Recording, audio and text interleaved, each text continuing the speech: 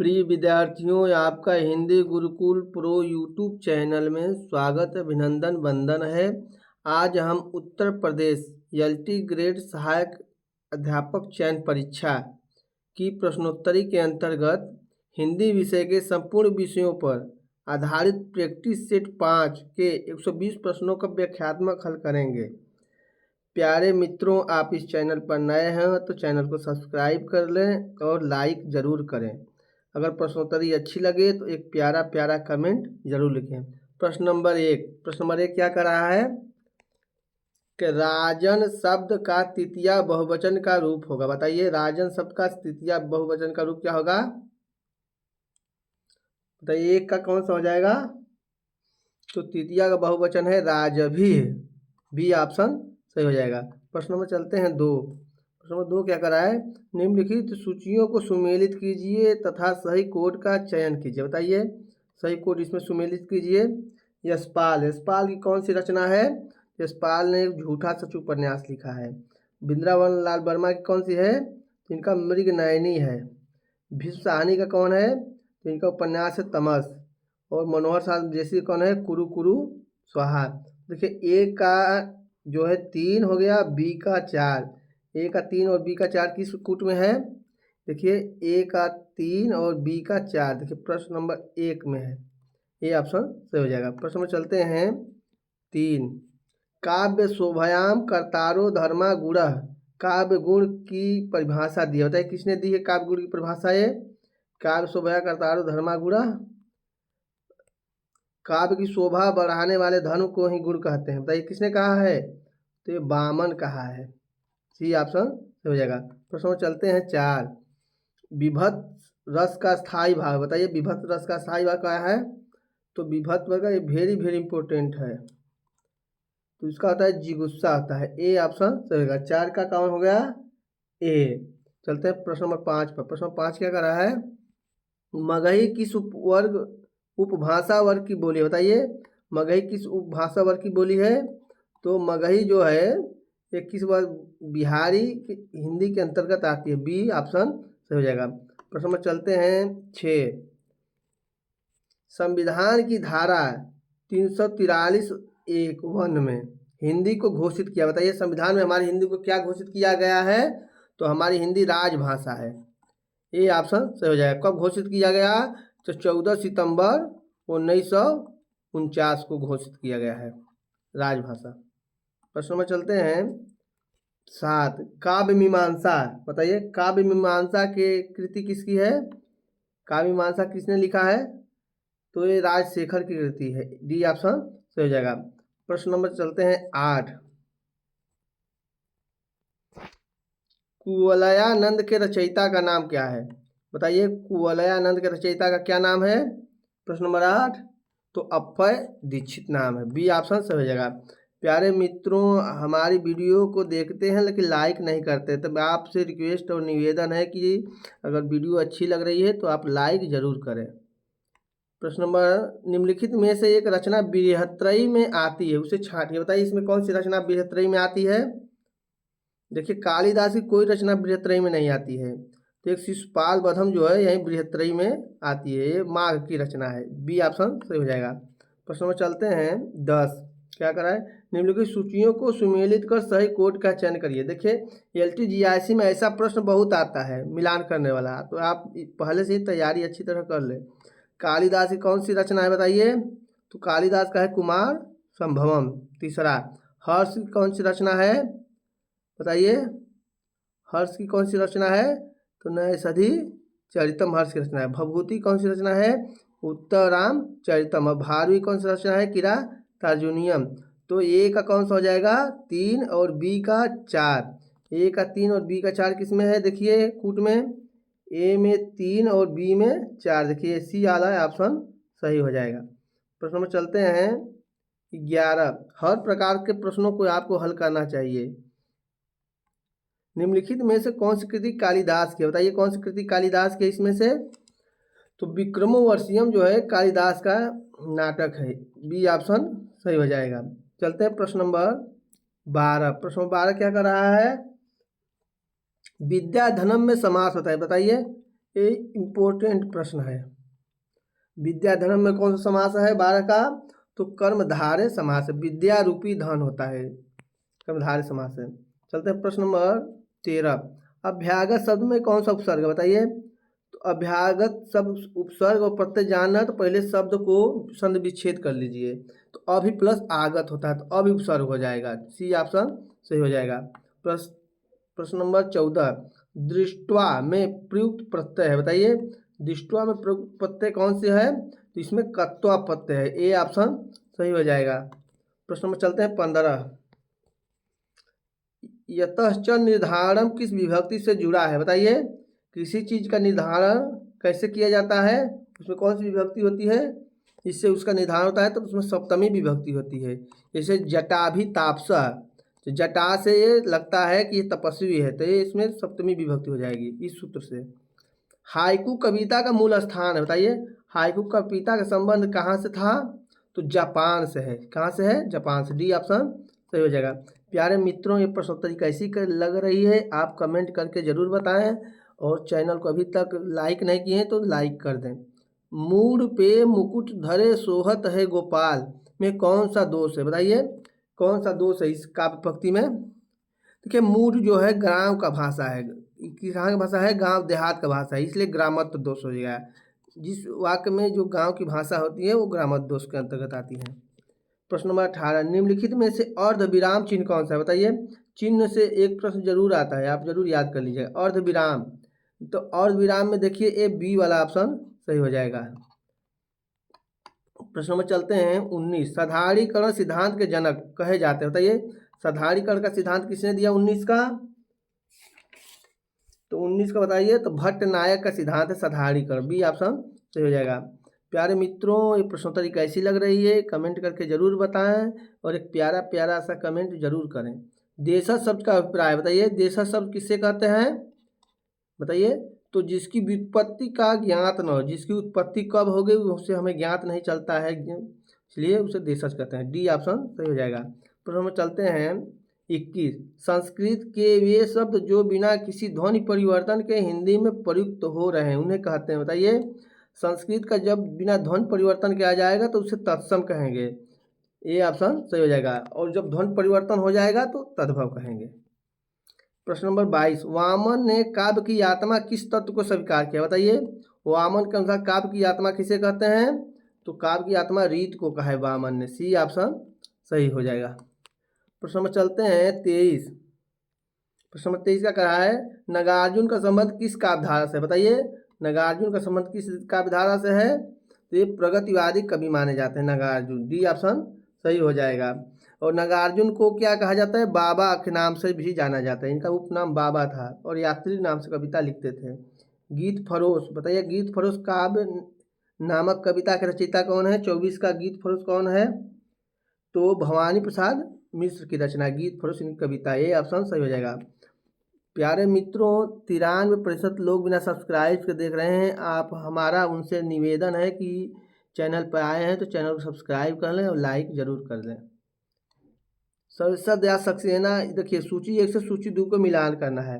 बताइए सर्वश्रेष्ठ दया सक्सेना की कौन सी कृति है? तो काठ की घंटियां हैं।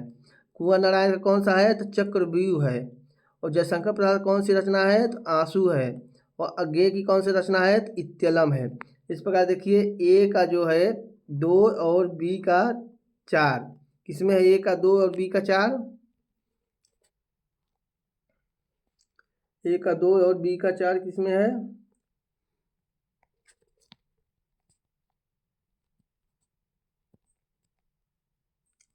ए का 2 हो गया, बी का 4 हो गया, ये बी वाला ऑप्शन सही हो जाएगा। प्रश्न में चलते हैं अवधि किस उपवर्ग की बोली है बताइए? अवधि किस उपभाषा की बोली है? तो अवधि जो है पूर्वी हिंदी की बोली है, बी ऑप्शन सही हो जाएगा। प्रश्न में चलते हैं 27। पश्चिमी हिंदी की सर्वाधिक प्रमुख बोली निम्नलिखित में से कौन है बताइए? पश्चिमी हिंदी की जो है सर्वाधिक प्रमुख बोली पूछ रहा है, इसमें ब्रज भाषा है, ब्रिज नहीं ब्रज हो जाएगा, ये ऑप्शन सही हो जाएगा। प्रश्न में चलते हैं रामचरितमानस किस भाषा में लिखा गया बताइए? वेरी वेरी इंपॉर्टेंट है। तो रामचरितमानस अवधी भाषा में लिखा गया, किसने लिखा है? तो गोस्वामी तुलसीदास ने लिखा है। उत्कर्ष का विलोम, उत्कर्ष का विलोम क्या हो जाएगा बताइए? उत्कर्ष का विलोम अपकर्ष होता है। सी ऑप्शन से हो जाएगा। प्रश्न नंबर चलते हैं 30। कह रहा है जानू, जानू रहेगा यहाँ, जानू जनु, जानो जनु जनहु मानो मन मनहु का प्रयोग किस अलंकार में होता है? ये इम्पोर्टेंट है, तो उत्प्रेक्षा अलंकार में होता है। बी ऑप्शन सही हो जाएगा। प्रश्न में चलते हैं 31। जहाँ उपमेय की तुलना उपमान से की जाए वहाँ कौन सा अलंकार होता है बताइए?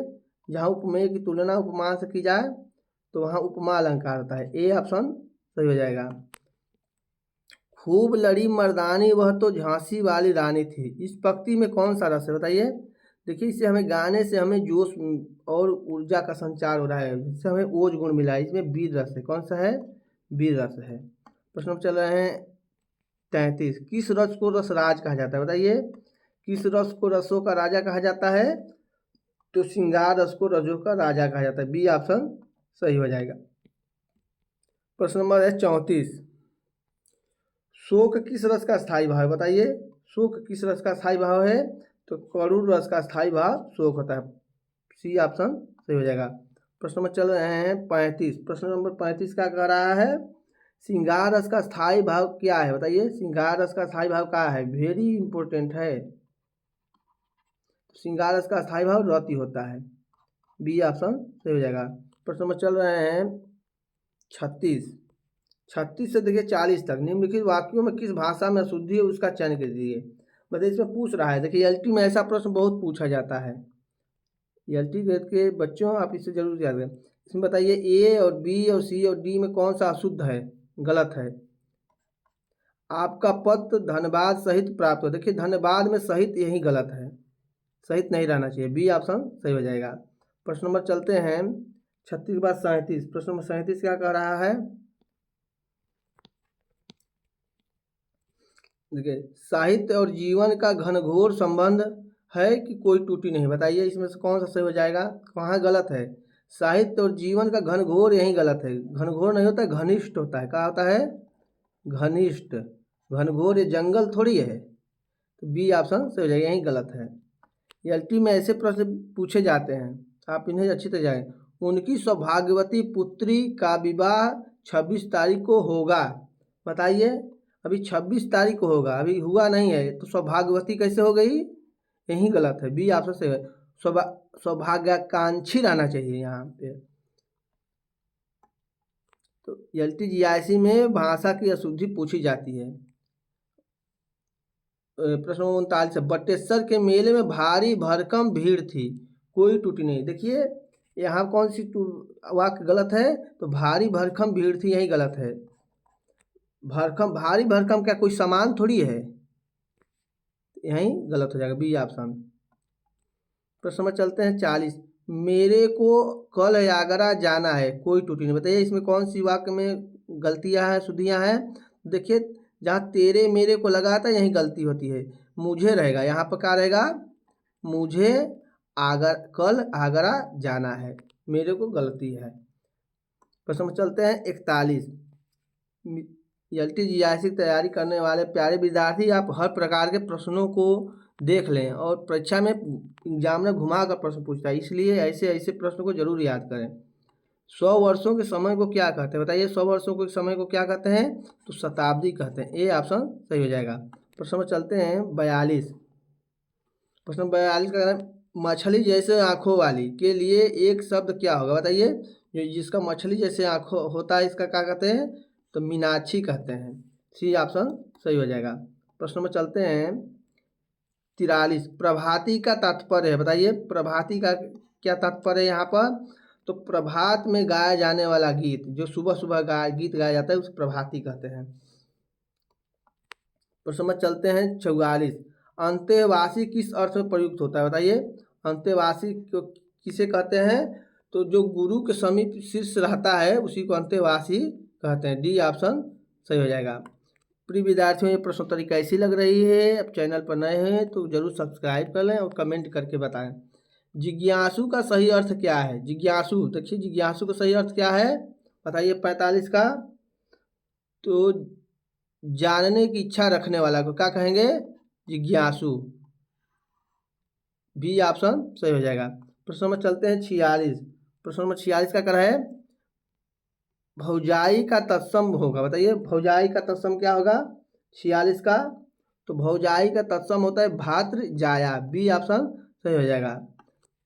प्रश्न नंबर 47 पारा किस शब्द का तद्भव है? बताइए पारा का किस शब्द का तद्भव है? पारा का तत्सम बताना है तो उसका तत्सम पारद होता है। बी ऑप्शन सही हो जाएगा। प्रश्न नंबर चलते हैं 48 साखी का तत्सम है। बताइए साखी का तत्सम क्या होगा? तो साखी शब्द रामायणी कबीरदास की रचनाएं थी तो इसमें साक्षी होता है उसका तत्सम। सी ऑप्शन सही हो जाएगा। प्रिय विद्यार्थियों में प्रश्न कैसे लग रहे हैं आप कमेंट करके जरूर बताएं। बछड़ा किस शब्द से विकसित हुआ है? बताइए बछड़ा कहाँ से विकसित हुआ है? तो बछड़ा को संस्कृत में तत्सम में वत्स कहते हैं। सी ऑप्शन सही हो जाएगा। चलते हैं प्रश्न नंबर 50। प्रश्न नंबर 50 क्या कर रहा है मोर का तत्सम क्या है? बताइए मोर का तत्सम बताइए। तो मोर का तत्सम मयूर होता है। बी ऑप्शन सही हो जाएगा। देखिए LTGIC में शुद्ध शब्द भी पूछता है आप इसे शुद्ध शब्द जो इम्पोर्टेंट है याद कर लें। 51 से 55 प्रश्न जो है ये वर्तनी शुद्ध में बताइए इसमें ABCD में कौन सी वर्तनी शुद्ध है? बताइए तो ए में जो है उपलक्ष्य होता है शुद्ध यही डी ऑप्शन सही है। देखिए प्रश्न नंबर 52 सहस्र कैसे लिखा जाएगा? आप इसमें शुद्ध वर्तनी इसकी कौन सी है सहस्र का? बताइए तो सहस्र की शुद्ध वर्तनी कौन सी है 52 का? तो यही होगा सहस्र। बी ऑप्शन सही हो जाएगा। प्रश्न नंबर चलते हैं 53 उपर्युक्त बताइए कौन सा शुद्ध है? उपर्युक्त तो उपर्युक्त शब्द यही शुद्ध है उपरोक्त नहीं होता है उपर्युक्त होता है। बी ऑप्शन सही हो जाएगा। चलते हैं प्रश्न नंबर 54 में बताइए इसमें कौन शुद्ध है? मानवीकरण है मानवीकरण है मानवीकरण है इसमें कोई नहीं तो मानवीकरण शुद्ध है इसमें यह नहीं होता है मानवीकरण। ये ऑप्शन सही हो जाएगा। प्रश्न में चलते हैं 55 बताइए कौन सा शुद्ध है? तो इसमें सी ऑप्शन शुद्ध है आर्ध होता है। सी ऑप्शन शुद्ध है। प्रश्न में चलते हैं 56 क्या कर रहा है उदंत मार्तंड नामक पत्र कहाँ से प्रकाशित होता था? तो उदंत मार्तंड जो है कलकत्ता से प्रकाशित होता। डी ऑप्शन सही है। ये हिंदी का प्रथम समाचार पत्र है इसके संपादक थे जुगल किशोर जो 1826 में प्रकाशित हुआ था। सरस्वती पत्रिका के संपादक थे। बताइए इसमें से कौन है सरस्वती पत्रिका के संपादक? तो सरस्वती पत्रिका के संपादक महावीर प्रसाद द्विवेदी हैं। सी ऑप्शन सही होता है। मित्रों ने पूछता है कब से किए थे प्रारंभ? तो 1903 से इन्होंने प्रारंभ 1920 तक किया था। चलते हैं प्रश्न 58 लाल पाल की बेगम कहानी के रचयिता है। बताइए लाल पाल की बेगम किसकी कहानी है? तो फणीश्वरनाथ रेणु की कहानी है। डी ऑप्शन सही हो जाएगा। प्यारे मित्रों ये प्रश्नोत्तरी कैसी लग रही है आप कमेंट करके जरूर बताएं। प्रश्न नंबर 59 प्रगतिवादी काव्य की समय सीमा क्या है? बताइए प्रगतिवादी काव्य की समय सीमा क्या है? तो प्रगतिवाद जो चला था 1936 से 1943 ईस्वी तक चला था। ये ऑप्शन सही हो जाएगा। प्रश्न नंबर चल रहे हैं 60 कौन सा नाटक जगदीश चंद्र माथुर का है? बताइए कौन सा है इसमें? तो शारदिया जो है जगदीश चंद्र माथुर का है। बी ऑप्शन सही हो जाएगा। युगे युगे क्रांति के रचयिता है। बताइए युगे युगे किसका नाटक है? युगे युगे क्रांति तो विष्णु प्रभाकर का ये नाटक है। डी ऑप्शन सही हो जाएगा। 61 का क्या हो जाएगा? डी हो जाएगा। चलते हैं प्रश्न नंबर 62 पर निम्नलिखित में से कौन घोड़े का प्रवाची नहीं है? बताइए ये वेरी इंपॉर्टेंट प्रश्न है। तो घोड़े के इसमें प्रवाची नहीं है तो घोटक माने होता है और सिंधु माने घोड़ा था लेकिन सिंधु माने घोड़ा नहीं होता। ये ऑप्शन सही हो जाएगा। प्रश्न में चलते हैं 63 तो 63 क्या कर रहा है निम्नलिखित में से कौन हिरण का प्रवाची नहीं है? बताइए हिरण का प्रवाची कौन सा नहीं है? तो बताइए इसमें हिरण तो अहि माने हिरण नहीं होता है। सी ऑप्शन से अहि माने क्या होता है सर्प का प्रवाची है सांप का प्रवाची है। सी ऑप्शन सही हो जाएगा। प्रश्न में चलते हैं क्या कर रहा है देखिए निम्नलिखित शब्दों में उपयुक्त समानार्थी शब्द का चयन करिए। बताइए समानार्थी मतलब होता है पर्यायवाची। सीखी का बताइए इसमें पर्यायवाची कौन सा होगा? 64 का बताइए सीखी का पर्यायवाची कौन सा होगा? तो सीखी माने जिसका शिखा युक्त होता है तो शिखा युक्त कौन होता है? मोर होता है। शिखा युक्त मोर के शिखाएं होती हैं। ये ऑप्शन सही हो जाएगा। प्रश्न में चल रहे हैं 65। सोम, बताइए सोम किसका प्रवाची है? तो सोम का प्रवाची कौन हो जाएगा? चंद्रमा। कौन हो जाएगा? चंद्रमा। बी ऑप्शन सही हो जाएगा। तो हम चलते हैं 66। कंचन, बताइए कंचन का प्रवाची समानार्थी कौन है? कंचन माने क्या होता है? तो 66 का कौन सा हो जाएगा? सोना होता है 66 का। बी ऑप्शन सही हो जाएगा। कंचन का अर्थ सोना होता है। तो ये 67। मृच्छकटिकम, मृच्छकटिकम के रचयिता कौन है? बताइए मृच्छकटिकम किसकी रचना है? 67 का। तो ये शूद्रक की रचना है। डी ऑप्शन सही होगा। प्यारे मित्रों, Hindi Gurukul pro YouTube channel को जरूर सब्सक्राइब कर लें और लाइक कर लें। इस चैनल से प्रामाणिक और शुद्ध जो उत्तर है वही मिलते हैं। निम्नलिखित आचार्यों को काल के आरोही क्रम में व्यवस्थित कीजिए। बताइए इनका कालक्रम अनुसार व्यवस्थित करने को जरूर प्रश्न पूछता है। तो भामह 6वीं सदी में है, दांडी जो है 7वीं सदी में है, मम्मट 11वीं सदी में है, विश्वनाथ 14वीं सदी में है। इसलिए ए ऑप्शन सही हो जाएगा। प्रश्न में चल रहे हैं 69। रस सूत्र किस आचार्य की देन है? बताइए रस सूत्र किसने दिया है? तो रस सूत्र भरत मुनि ने दिया है। अच्छा, उनका रस सूत्र किस अध्याय में है? तो 6वें अध्याय में है, जरूर याद कर लीजिए। सी ऑप्शन इसका सही हो जाएगा। प्रश्न में चलते हैं प्रश्न नंबर 70। निम्नलिखित सूचियों को सुमेलित कर सही कोड का चयन करिए। बताइए एक LTGIC में ऐसे प्रश्न बहुत पूछता है, तो आप उनको अच्छी तरीके से जरूर याद करें। चलिए हम आपको कोड दिखा देते हैं। इसमें काव्य प्रकाश किसकी रचना है? तो काव्य प्रकाश मम्मट की रचना है। साहित्य दर्पण किसका है? साहित्य दर्पण जगन्नाथ की रचना है। नहीं, साहित्य दर्पण साहित्य दर्पण विश्वनाथ की रचना है। और काव्य प्रकाश मम्मट की रचना है। और चित्त विचार चर्चा क्षेमेंद्र की रचना है। रस गंगाधर जो है जगन्नाथ की रचना है। इसमें ए का देखिए 2 हो गया, बी का 3 हो गया। तो ए का 2 और बी का 3 किस में है? देखिए इसी सी वाला में है। सी ऑप्शन सही हो जाएगा। प्रश्न में चलते हैं। देखिए कह रहा 71 से 75 निम्नलिखित वर्ण किस प्रकार के हैं? सही विकल्प चलेंगे। बताइए ज का उच्चारण स्थान, ज का उच्चारण स्थान कहाँ से होता है? बताइए तो ज का उच्चारण स्थान जो होता है कहा था? च छ ज झ इचू यशानाम तालु। ए ऑप्शन सही हो जाएगा। 71 का कौन सा हो जाएगा? ए हो जाएगा। चलते हैं 72। 72 क्या कर रहा है? घ का उच्चारण स्थान बताना है। घ का उच्चारण अपु विसर्जनियाम कंठा, तो इसका कहा जाएगा क ख ग घ का कंठ से होता है। प्रश्न में चलते हैं 73। निम्नलिखित में कौन सा वर्ण ऊष्म नहीं है? बताइए इसमें कौन सा ऊष्म व्यंजन नहीं है? तो जो कि श जो ऊष्म है लेकिन ल ऊष्म नहीं है। बी ऑप्शन सही जाएगा। ये पार्श्विक व्यंजन है ल। फ का उच्चारण स्थान बताइए। फ कहाँ से बोला जाता है? उपपदीय नाम ओष्ठ, क्या हो जाएगा? ओष्ठ से बोला जाता है। ए ऑप्शन सही हो जाएगा। प्रश्न में चलते हैं 75। ग का उच्चारण स्थान बताइए। ग का उच्चारण क ख ग घ बताया था मैं, कहाँ से होता है? कंठ से। अपो विसर्जनियाम कंठा, सी ऑप्शन सही हो जाएगा। प्रश्न में चलते हैं 76। वेरी वेरी इंपॉर्टेंट प्रश्न है 76 वाला, IMP है। अनुभाव कितने होते हैं? बताइए अनुभाव कितने होते हैं? 4 होते हैं। कौन कौन होते हैं? कायिक, वाचिक और सात्विक और आहार अनुभाव माने जाते हैं 4। मित्रों ये प्रश्नोत्तरी कैसी लग रही है आप कमेंट करके जरूर बताएं। चैनल पर नए हैं तो सब्सक्राइब करें। संदेश राशक, बताइए संदेश राशक के रचयिता का नाम क्या है? बताइए तो संदेश राशक किसकी रचना है? तो अब्दुल रहमान की रचना है। ये ऑप्शन सही हो जाएगा। मित्रों आपके लिए मैं प्रश्नोत्तरी बनाता हूँ मेहनत करके, तो आपका कर्तव्य बनता है कि इस चैनल को लाइक जरूर करें, सब्सक्राइब करें। प्रेमाख्यान कवियों को किस नाम से पुकारा जाता है? बताइए जो प्रेमाख्यान कवि हैं उनसे क्या नाम से जाना जाता है? तो सूफी नाम से जाना जाता है।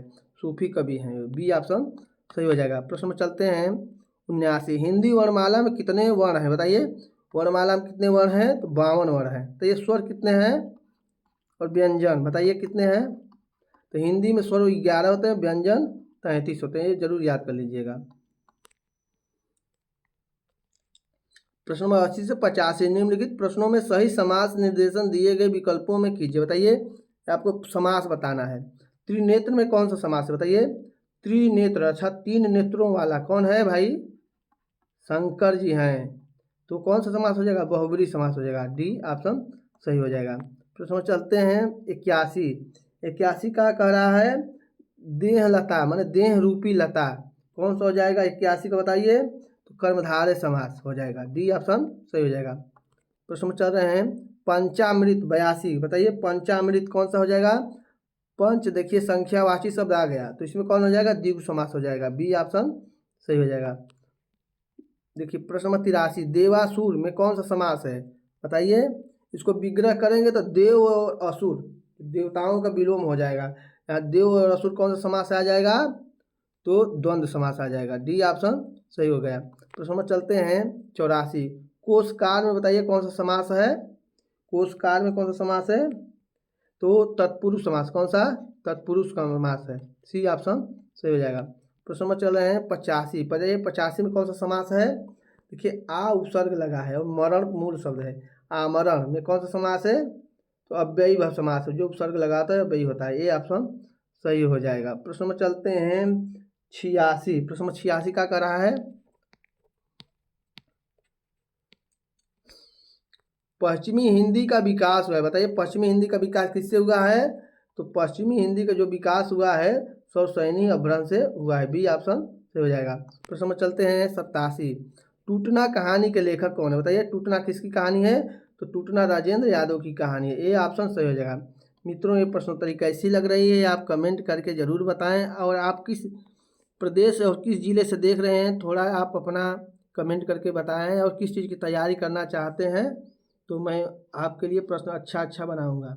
अवधि में रचित महाकाव्य कौन सा, बताइए इसमें अवधि में रचित कौन सा महाकाव्य है, तो कमायनी खड़ी भाषा में, रामायण जो संस्कृत में है, रामचंद्र का ये है ब्रज भाषा, लेकिन कृष्णायन जो है अवधि में रचित है। बी ऑप्शन सही हो जाएगा।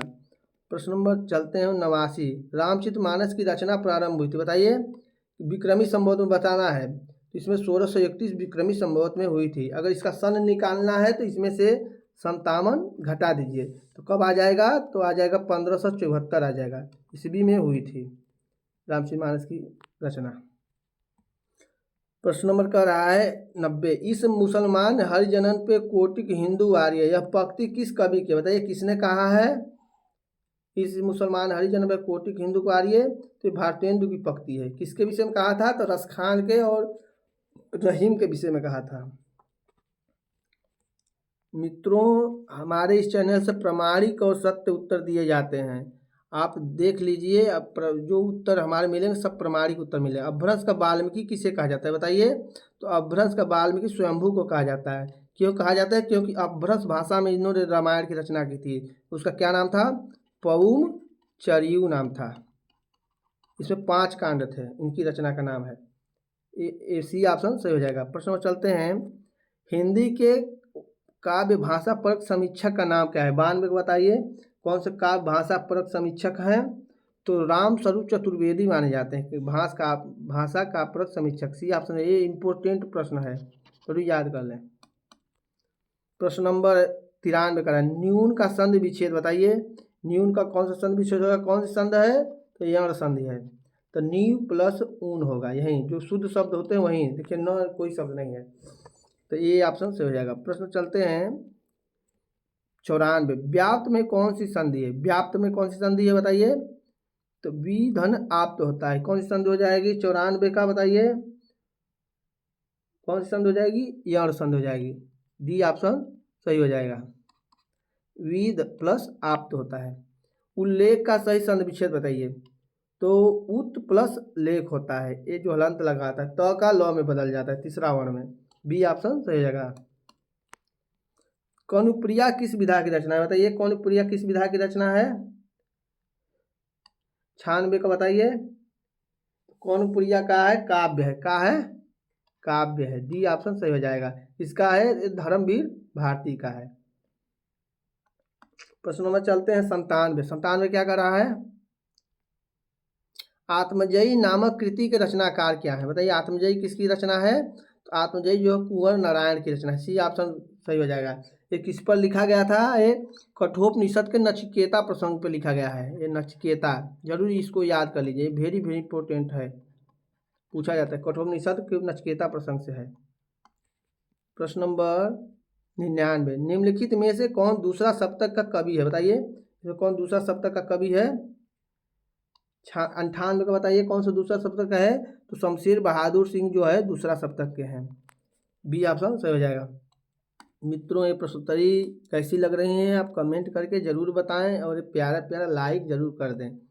किस काव्यधारा को मार्क्सवाद साहित्य का संस्करण कहा जाता है बताइए। मार्क्सवाद का संस्करण किसे कहा जाता है?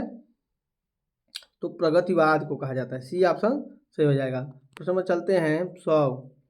सर्वेश्वर दयाल सक्सेना किस शतक के कवि हैं बताइए। सर्वेश्वर दयाल सक्सेना किस शतक के कवि हैं? 100 का बताइए। तो तीसरा शतक के कवि हैं सर्वेश्वर दयाल सक्सेना। ये ऑप्शन सही हो जाएगा। मित्रों आप तार सप्तक के कवियों का नाम जरूर याद कर लें, इसे हर एक परीक्षा में लगभग पूछा जाता है एक प्रश्न। काला अक्षर भैंस बराबर का होना बताइए, मुहावरा का क्या अर्थ होगा? काला अक्षर भैंस बराबर 101 का कौन हो जाएगा?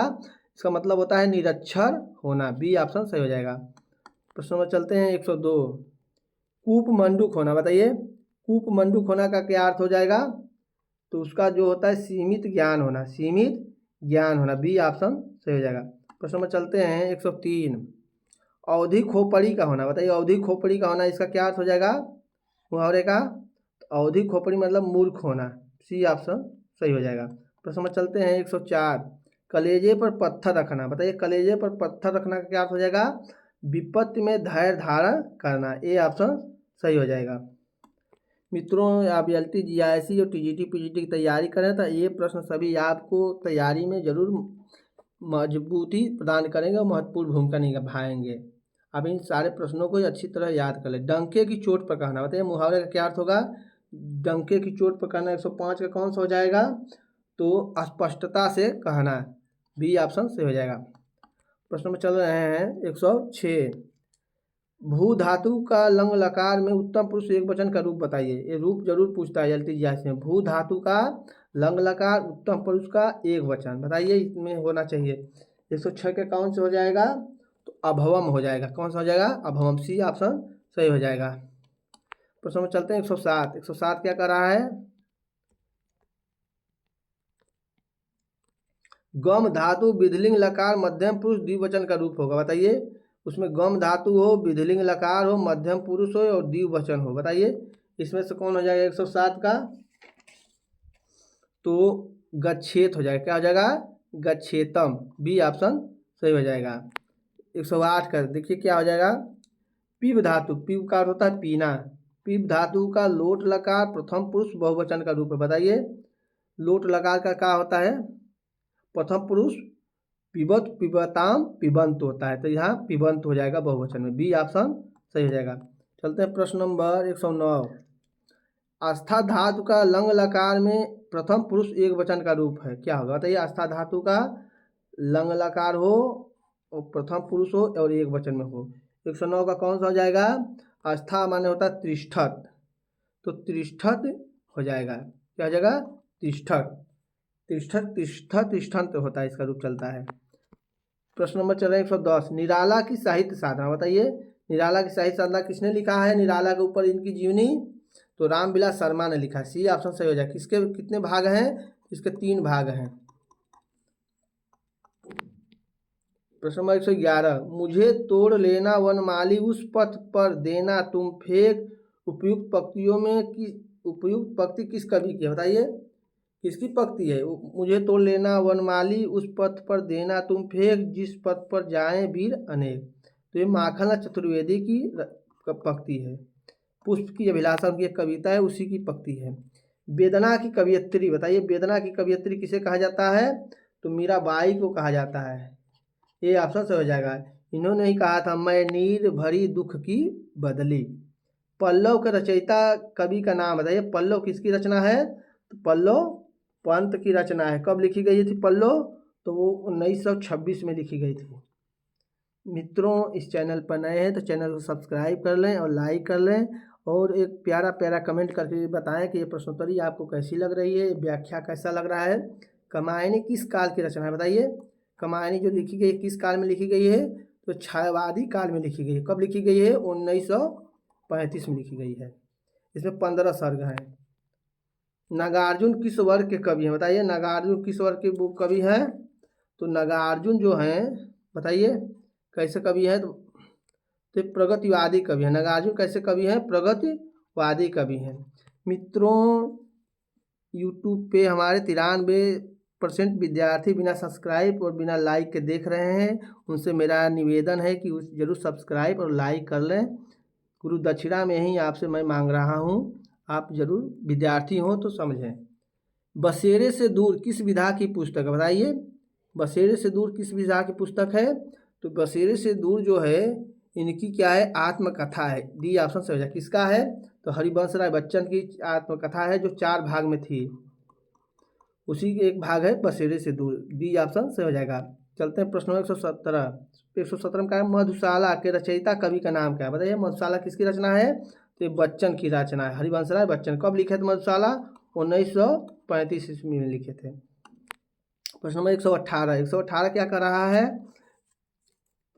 प्रयोगवादी कवि निम्नलिखित में से कौन सा है, बताइए। इसमें कौन प्रयोगवादी कवि है? 118 का कौन प्रयोगवादी कवि है, बताइए। तो अज्ञेय जो है प्रयोगवादी कवि हैं। अज्ञेय कौन है? प्रयोगवादी कवि हैं। मित्रों ये प्रश्नोत्तरी कैसी लग रही है, आप कमेंट बॉक्स में जरूर करें या कमेंट करके बताएं। तो चलते रहते हैं प्रश्न नंबर 119।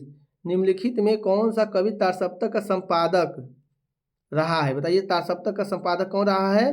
तो अज्ञेय माने जाते हैं। तारसप्तक कब प्रकाशित हुआ? 1943 में। प्रश्न नंबर 120 और इस प्रश्नोत्तरी की अंतिम प्रश्न है, रसमंजरी निम्नलिखित में से किस कवि की कृति है, बताइए।